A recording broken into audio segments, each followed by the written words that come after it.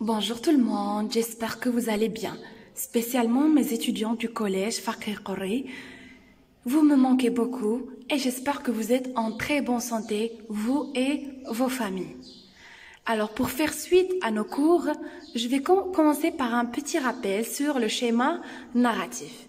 D'abord, vous savez tous que le schéma narratif commence toujours par la situation initiale.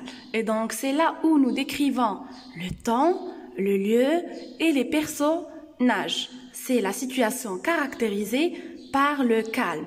Et on emploie dans cette situation l'imparfait, bien sûr, parce que nous sommes en train de faire de la description. Deuxièmement, l'élément perturbateur.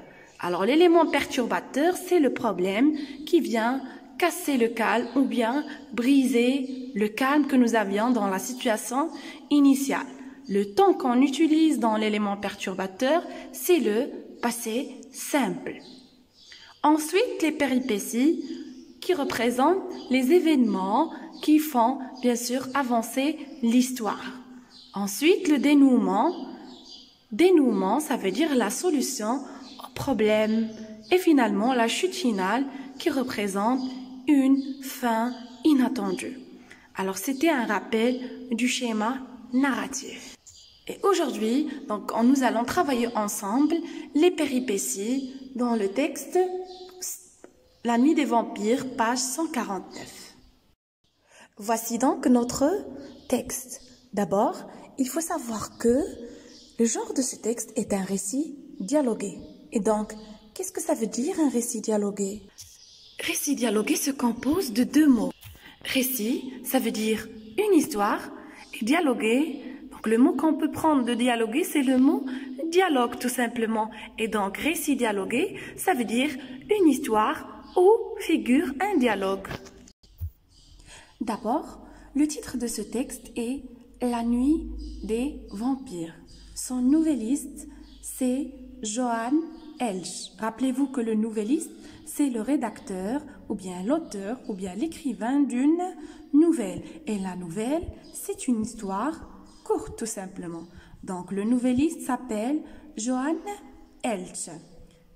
Et si je vous parle de la source c'est, d'après Johann Elsch, La nuit des vampires, une nouvelle policière de Bigouden.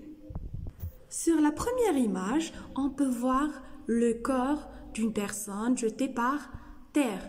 On peut deviner directement, puisqu'on est dans la nouvelle policière, que s'il s'agit de la victime. C'est le cadavre d'une victime. Bien.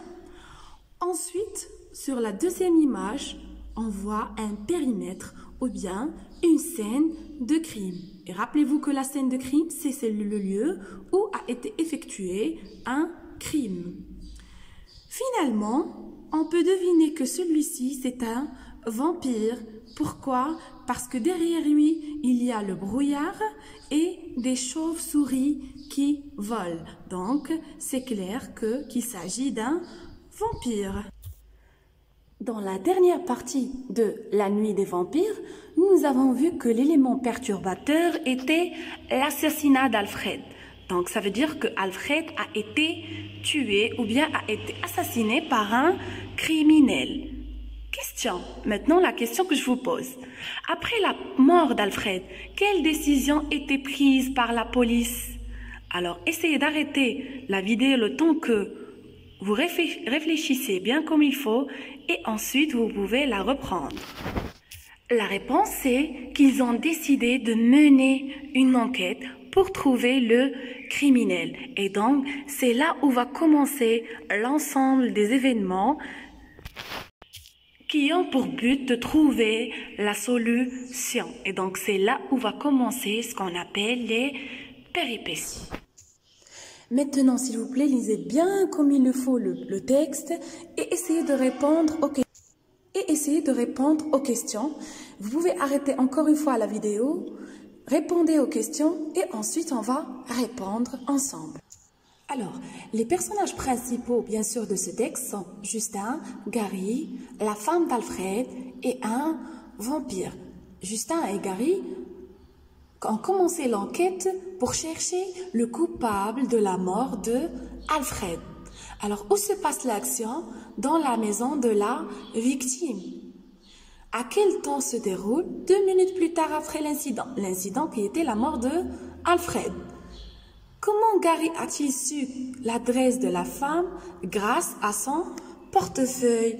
Alors, un portefeuille ou bien un porte-monnaie, c'est là où on peut mettre, par exemple, la carte d'identité nationale, le permis de conduire, l'argent, etc., etc. Bien. Donc, les deux personnages, les deux inspecteurs se sont déplacés à la maison de la victime qui est Alfred et qui est 8 rue des Mouettes à Sainte-Marine. Quand ils sonnèrent, personne ne répondit. Ça veut dire que personne ne leur a ouvert la porte. Quand ils intégrèrent la maison, à ce moment-là, ils ont trouvé la femme d'Alfred par terre. Elle était en train d'agoniser. Qu'est-ce que ça veut dire agoniser? Ça veut dire qu'elle était sur le point de mourir. Elle était mourante. Elle était en train de mourir, elle aussi. Les deux inspecteurs ont découvert sur la femme d'Alfred, qui était mourante, les mêmes morsures rouges que celles de son mari. Ça veut dire les 2 points rouges qu'il avait sur le cou. Ce qui leur a permis de penser que c'est un vampire qui a effectué les 2 crimes. Ça veut dire le meurtre d'Alfred, mais également le meurtre de sa femme. À rappeler que un vampire, c'est un personnage imaginaire qui fusionne entre un homme et une chauve-souris. Un homme, bien sûr, un être humain et une chauve-souris que nous avons sur l'image numéro 3. Donc ça, ce sont les chauves-souris et ça, un homme. Donc la fusion, le mélange entre l'homme et la chauve-souris donne un vampire dont la nourriture, sa nourriture, c'est le sang. Donc un vampire qui boit du sang des êtres humains. Voilà, en gros, dans ce texte, on a un découpage de 3 passages. Un passage narratif de Justin jusqu'à Entraire, un passage descriptif dès l'entrée jusqu'à Vampire et un dialogue de il faut jusqu'à le constate.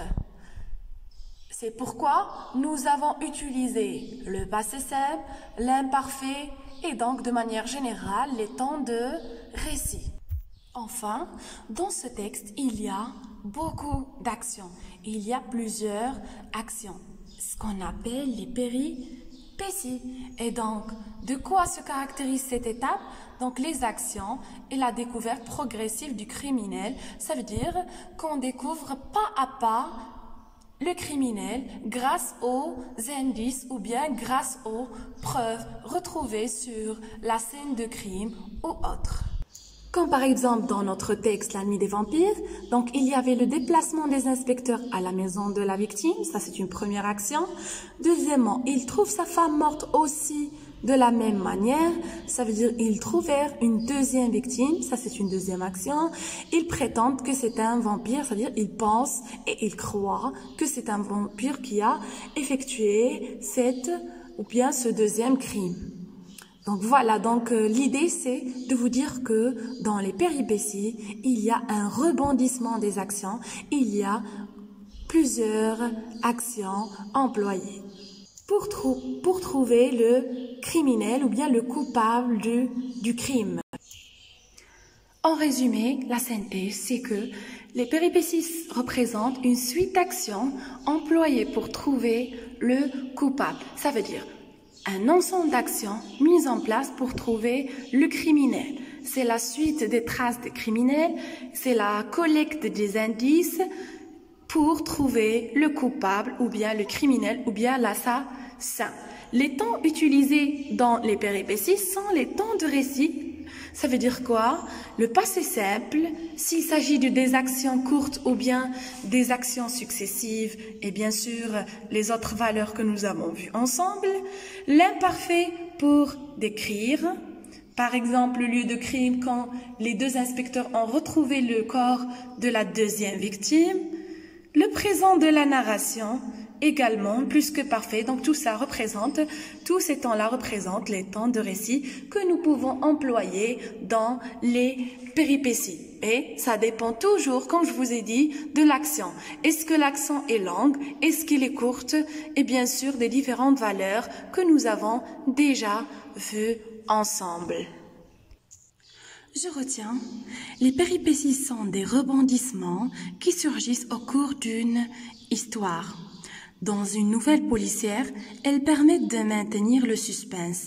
Le suspense, comme nous avons déjà dit, ce sont toutes les actions qui attirent l'attention du lecteur et qui lui donnent envie de terminer la lecture de la nouvelle, bien sûr, et de découvrir progressivement les pistes, ça veut dire les chemins, et les indices, ça veut dire les preuves, qui conduisent à la résolution de l'intrigue, ça veut dire qui conduisent à trouver le coupable et trouver une solution au problème que nous avions dans l'élément perturbateur. Voilà pour notre premier cours aujourd'hui. Donc, je vais vous laisser sur notre conversation WhatsApp la trace écrite, ou plutôt ce que vous devez écrire sur le cahier de cours. Et sur ce, je vous souhaite une très belle journée.